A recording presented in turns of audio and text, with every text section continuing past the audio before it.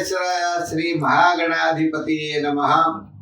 సంధ్యారంభ విజృంభితం శృతిశిరస్థానాంతరాధిష్ఠితం సప్రేమ భ్రమరాభిధానమసకుత్సద్వాసనాశోభితం భోగీంద్రాభరణం సమస్త సుమనా పూజ్యంగుణావిష్కృతం సేవే శ్రీగిరిమల్లికార్జున మహాలింగం శివాలింగితం.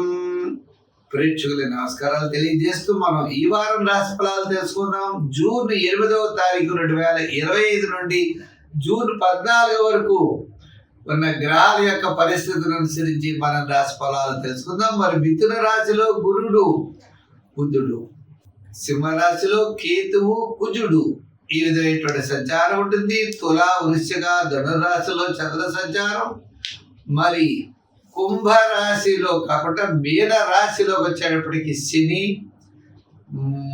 యొక్క ప్రభావం ఉంటుంది. కుంభరాశిలో రాహుగ్రహ ప్రభావము.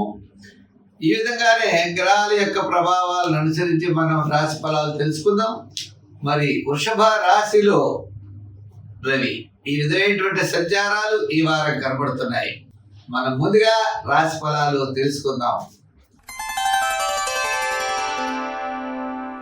మేషరాశి, ఈ మేషరాశి వారికి వార ప్రారంభం చాలా ప్రోత్సాహకరంగా ఉన్నది. బంధుమిత్రుల యొక్క సహాయ సహకారాలన్నీ లభిస్తాయి. మరి శుక్రుడు మిగిలిన గ్రహాల్లో కూడా మరి రాహుగ్రహం ఉన్నదే, రాహుగ్రహం లాభస్థానంలో ఉండడం చేత కార్యజయాన్ని తప్పనిసరిగా మీరు పొందగలుగుతారు. వ్యయంలో శని, ఏళ్ళనాటి శని ప్రారంభమైనప్పటికీ ఇప్పుడు మనకి పంచమ స్థానంలో కుజుడు, రవి మిథునంలోకి రాబోతున్నాడు, బుధుడు మిథునంలో ఉన్నాడు. మరి ఈ రాశి వారికి మనం చూసినట్లయితే ముఖ్యమైన వ్యవహారాలన్నీ కూడా వారం ప్రారంభంలో యోగిస్తాయి. వారం మధ్యలో ఆరోగ్య సూత్రాలను పాటించాలి. వారాంతం కార్యజయం, ఆర్థిక లాభం, బంధుమిత్రుల యొక్క సమాగం, నూతనమైనటువంటి ప్రయత్నాల్లో అనుకూలత లభిస్తుంది. ఉద్యోగపరంగా మనం వ్రాత పనుల్లో జాగ్రత్తగా చూసుకోవాలి. రాజకీయ పరంగా పెద్దగా అవకాశాలు లేవు. వృత్తుల పరంగా న్యాయవాదులు, వైద్యులు, కళారంగం వారు, చేతి వృత్తి పనివారు, చిన్న చిన్న వృత్తులు చేసే వారందరికీ కూడా చాలా వారం ప్రారంభం వారం మధ్యలో మాత్రమే ప్రోత్సాహకరంగా ఉంటుంది.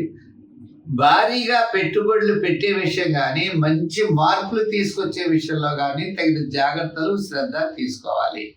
హామీలకి, మధ్యవర్తిత్వానికి దూరంగా ఉండడం చాలా మంచిది. వ్యాపారపరమైన ఆర్థిక లావాదేవీలు కూడా వార ప్రారంభం చాలా ప్రోత్సాహకరంగా ఉంటాయి. వారం మధ్యలో సామాన్యంగా ఉన్నాయి. ఇంకా జనరల్, కిరాణా, లోహ, ఎలక్ట్రానిక్స్, అలాగే షేర్స్ వారికి అనుకూలంగా ఉంది. రియల్ ఎస్టేట్ వారికి సామాన్యంగా ఉన్నది. లోహ, యంత్ర, వాహన వారు చాలా నిదానంగా ఉండాలి. అదే ట్రాన్స్పోర్ట్ సంబంధమైనటువంటి వ్యాపారాలు చేసేవారు కూడా జాగ్రత్తలు తీసుకోవాలి. మరి ఈ రాశి వారికి ఇంకా అనుకూలంగా ఉండాలి అంటే మనం ఏం చేయాలి అంటే, ఈ రాశి వారు ఇంకా అనుకూలంగా ఉండాలి అంటే తప్పనిసరిగా శని భగవానుడిని పూజించాలి. శనివారం నియమం పెట్టుకోవాలి. శనివారం నాడు తైలాభిషేకాలు చేస్తూ ఉండాలి. నీలాంజన సమాభాసం అనే శని శ్లోకాన్ని పఠిస్తూ ఉండాలి. ఆకలి బాధలతో బాధపడే వారికి ఆహారాన్ని సమకూర్చడం ద్వారా, దేవాలయంలోకి వెళ్ళి దీపం పెట్టడం ద్వారా, శనివారం నియమం పాటించడం ద్వారా మంచి ఫలితాల్ని పొందగలుగుతారు.